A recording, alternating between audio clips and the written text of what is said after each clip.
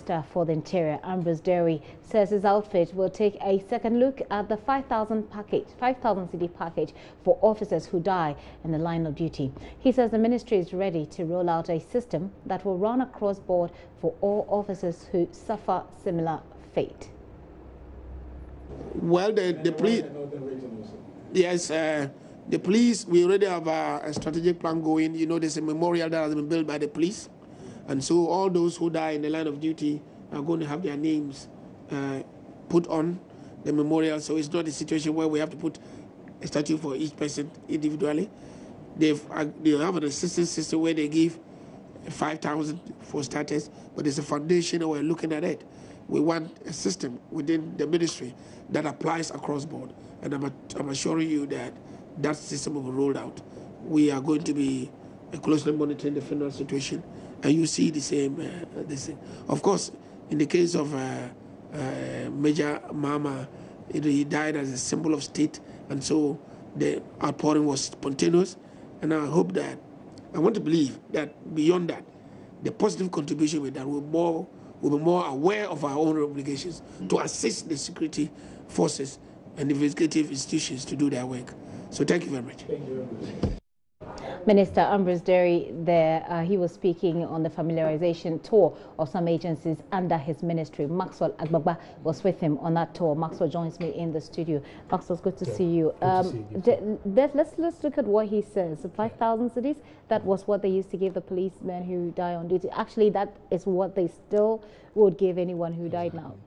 In his explanation, did he indicate that in this case, those, at least we've seen about 2, okay, let's add Major Mahama, 3 security people who have been killed in the line of duty, if you could put it that way. Did they explain where that transition is going to happen, now or later? Well, he says they're going to take a second look at a compensation package that they usually give to families. In fact, he stated that the status quo is that they give 5,000 Ghana cedis. He also talked about some form of memorial for the officers who die in the line of duty. He says they are going to review that and then look at it and then make sure that they have something that runs across board for all police officers who suffer the same fate as the 2 other officers suffered. So the one who was shot by his own colleague police officers and the officer who was gunned down by some unscrupulous people on his way to his duty post. Yeah. Yes, well, of course, those people have been, the prime suspect, we understand, has been killed. But then, of course, just so I correct myself, the first, the Major Mahama won't fall within this category because this is just to deal with the police and under the Ministry of Interior as against the Ministry of Defense. But the minister has also been, give us an update on the places he went and what are the things that came up. Well, his first port of call was the Ghana Refugees Board. There he had interactions with personnel who were working there, and a lot of issues came up. The director for that board actually briefed him on the status quo regarding the refugee situation in the country. He says currently there are about 14,000 refugees in Ghana at the moment, and 80% have voluntarily expressed, the will to leave the country to their own countries. But of course, other issues, came up. JoyNews has been running an agenda about, child trafficking. Putting out a story about, young girls who are trafficked to the Gulf states and who work as domestic workers. Some of them are maltreated and all that. So we asked him what the ministry is doing to clamp down on these child trafficking, business or this child trafficking ring. He says they are doing a lot. He says as it stands right now, they have support from the American embassy. And they are putting up, they are refurbishing a structure somewhere in Medina that they will use to actually keep child trafficking offenders.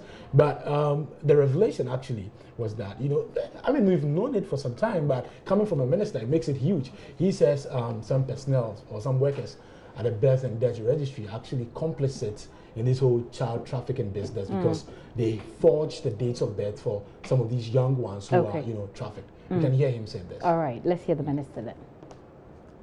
And what we have realized is that even the births and deaths has become part of the problem because people are forging birth certificates to get minors passed as adults. What we are doing is that we are more awake to our responsibilities. Let me say this. For the last 2 years, That's for 2014 and 2015. Ghana had been put on tier 2 watch list. It meant that we were not performing as we should. And although the jury is still out on our status for 2016, it is clear that if we are classified for a third consecutive year, we'll be downgraded with consequences, some of it being we losing resources that come into the country. But more important to the government than the resources is the rights of our people. And since we came in January, we have taken steps to make sure we've intercepted more people within this short time than the past. We have prosecuted a number of cases in court. We've got some convictions. And so we are working hard with the Ministry of Gender and Employment, and indeed other ministries, to make sure that we stem it. And I think we're making a lot of progress. So the IOM was so impressed that he gave us vehicles, about 6 of them, to help us do so. We got into an agreement with the American Embassy to refurbish a facility in Medina where we would keep people that we arrest. And we have kept our part of the deal. We're supposed to repair the wall. We have done it, and we have provided the water, and we're expecting, we know that the American Embassy is going to do its part. So what we are doing is, increase enforcement, but also we need to educate our people that it is not green out there, as they say. You sit down and your constituents come to say that, oh, we are going to Kuwait, we are going to Saudi Arabia, and we tell them, don't go. It is not that easy. So the Ministry of Employment is also going to clamp down on those agents. You say that is actually a matter of choice, if you like. Well, the minister has also been talking about some 63 Ghanaians who are expected or who have actually arrived in the country. They were deported from the United States of America. What more did he say about this? Well, the information about that was actually very sketchy. He wouldn't go into details, except to tell us that the 63 of them had arrived that morning that he was, speaking, and he says immigration and police officers would be meeting them, so they interview them and then assess them and then take a position on the matter. You would recall that the U.S. ambassador to Ghana, Robert Jackson, actually retreated the point about deporting some Ghanaians who are living illegally in the U.S. So probably what he stated in the past, that's what we're seeing happen right now. And right now, colleague Latif Idrisu just told us that, yes, he has information that they have arrived at the airport and they've been sent home. So we can hear him say We can hear the minister here. What happened is that the police and the immigration officials are going to meet them. They are going to interview them, and we would assess and see the position we take. So I don't want to preempt that, because it's the report that they will come with. If we think that something is wrong, we will protest to the U.S. government. But for now, I'm still waiting for the report, because it's ongoing now. So they're going to meet them there, interview them, see to what extent they are Ghanaian, because some of them, there are some cases that people say they are Ghanaians, but they are not.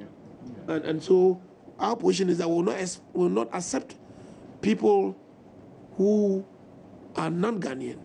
And so, first of all, we have to find out these 62 have come. Who are they? Are they really Ghanaian? And I'm sure at the appropriate time, I've asked that when they do finish their exercise, they will talk to the press. Now we want to be sure that what we are doing, we keep informing the press. We've seen that. Minister for the Interior, Ambrose Dery, there, who Maxwell Agbagba has been following around on a tour.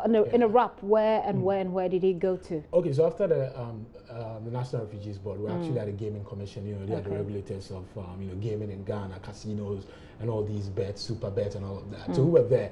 Then he raised concerns about how people can, use proceeds gained from gaming to actually sponsor or promote terrorism in the SAP region. So there were concerns like that. That people were using those proceeds to fund terrorism. His next stop is actually at the police headquarters. Okay, where he's supposed to meet with the IGP. Thank you very much, Maxwell, for that update. Maxwell Agbagba has been with the Minister for the Interior there. Well, he is now having a closed-door meeting with the police hierarchy at the police headquarters here in Accra, where Favor Nunu has been monitoring events there. We don't have Favor to bring us that update, but just so you know also, Latif Idris has been on the beat following up on the 63 Ghanaians who have been deported from the United States. Those are the people that the minister spoke recently about.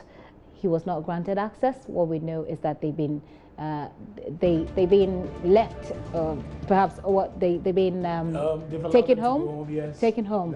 Okay. Well, but we'll be following up on that, and we'll bring you an update on that as and when we have it. You're still watching the Pulse with me, Gifty and Up here. A quick break. We'll be right back.